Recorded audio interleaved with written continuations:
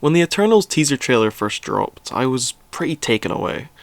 I'm a big fan of trailers, maybe more so than the actual movie sometimes, and this teaser is my favourite trailer Marvel has ever put out. I've probably watched this over 1,000 times because of just how beautifully it's put together. All these incredible shots edited in time with the remix of End of the World, it's just a work of art. Flash forward to August, new trailer drops. I usually stick with the teaser trailer and then avoid all other marketing until the movie comes out, but because of how good that first trailer was, I was really tempted. So instead, I listened to the trailer music, which allowed me to get the vibe of the trailer without giving anything away about the film. I caught a glimpse of the Celestial on Instagram, and that got me really excited for the film. I was almost more excited for this than No Way Home, which is saying something. After a couple months of having to shut my eyes and go la la la la la la la la la whenever the trailer came on at the cinema, I finally got to see the movie. And what did I think? Oh, it was alright. It's no debate that visually the film is gorgeous. I wouldn't expect any less from Chloe Zhao. I really appreciated how she fought for using real locations instead of the dodgy green screen that Marvel loves to use, and it definitely paid off. And even the CGI that is used in the film is some of the best that Marvel has produced.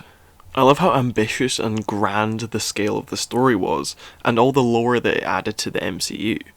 I was in awe every time the Celestials were on screen, and the bit where Arishem appears in the sky and then just disappears into a black hole is just so fucking cool. I love any sort of world building. I'm the sort of person to watch Attack of the Clones for all the planets and systems, even though the film itself is fucking shit.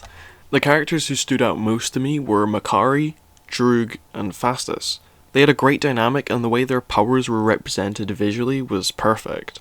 I liked how everyone thought that Droog was going to be the villain, but then they subverted our expectations when he hit Sprite with a fucking rock. I thought Kingo was going to be kind of annoying, but I found him genuinely funny, and I love the way he bounced off the other characters. This film is never like, look guys, we got a gay character, first gay superhero, look guys, look! Phastos has a husband, and that's it. Regardless of your religious beliefs or upbringing, if you see the genuine love between these two people and have a problem with it, you're a prick. End of. Like, why are you obsessing over two men so much? Seems a bit gay to me.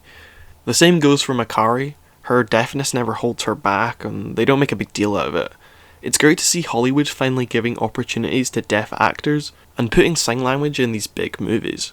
Apparently this film has led to a rise in people wanting to learn sign language, which is great and shows why this sort of stuff is important. And don't be one of these people who complains about the gender swap. Like, half of you didn't even know Makkari was originally a guy, and it's not even relevant to their character. Oh, we need to be faithful to the source material. Oh, you're Makkari's #1 fan, are you? You've been reading them since the 70s, have you? Fuck off. And as much as I wanted to say this movie is a masterpiece, there is just some stuff that doesn't work. And I would definitely change some things. And that's why I'm going to explain how I would make Eternals the greatest Marvel movie. I got you there, eh? First off, I'm not a screenwriter. I'm sick of people who haven't written a script in their life thinking that they could do better than established filmmakers with years of experience. Some people don't grasp how hard it is to make anything, and that it's only easy to criticise once the finished product is already there. So yeah, I'm not saying this would make the film perfect, it's just what I would do. It's a pretty common complaint that Eternals would have worked better as a TV series instead, and I agree. I think more screen time would have allowed these characters to develop more and let audiences build more of an attachment, especially because of how many there are. But TV shows do have less of a budget, and given the scale of the story, I don't think a TV show could have done it justice from a technical standpoint. So let's say we've got our 2 hours and 40 minutes, and everything needs to fit inside there. As cool as the Deviants are, they're just CGI monsters, and beyond their design, they're not that interesting. Once Crow evolves, he doesn't really do anything, he just sort of shows up at the end and starts stroking Angelina Jolie. The real interesting conflict was between the Eternals themselves. I was most invested whenever Droog was asking why they shouldn't interfere, or when Ikaris betrayed the team for his mission. Just have the Eternals wipe out the Deviants at the start, and have the rest of the film be about the fighting between the main cast. I didn't really care for Cersei and Ikaris, which is a shame because their romance is meant to be one of the main points of the film. They were kind of wooden, like, I love you, Cersei. Yes, so do I. Let us do things on the beach. Honestly, I cared more about Kingo's sidekick than I did about these two. I only kind of cared about Icarus because he was Scottish and had Superman lasers, and that's it. The film should have spent more time making these characters more relatable and giving the audience more of a reason to care about them. I think the reason this doesn't happen is because the film tries to dedicate an equal amount of time to each Eternal, whether it be Thena and Gilgamesh's relationship, the love triangle with Sprite, or Kingo's movie career. All of these characters are really cool and they can definitely be in the movie, but don't focus on all of them. There's nothing wrong with a character who just shows up to help or makes the audience laugh and then dips, as long as the main characters are interesting and have the chance to develop. A good example of this is Makari. She's got some great action scenes, nice wee moments with the rest of the cast, and she doesn't overstay her welcome. I do kinda respect how Kingo was like, "Nah, I'm good guys, see ya," towards the end. It just would have been nice to downplay his role a bit, so the ones in the final battle could have more development. I am glad they killed Ajax towards the start.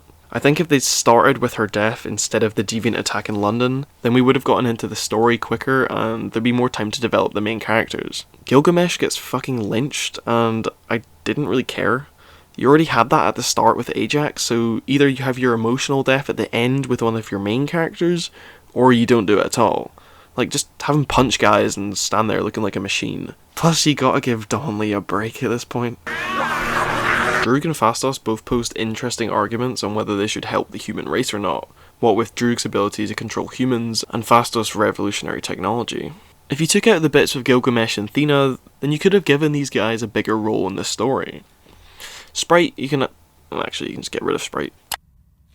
So yeah, just focus more on the interesting characters and leave all the cool characters in, just not at the forefront of the story. If you were to kill some of them, I'd have them all die at the very start, which would raise the stakes more at the beginning.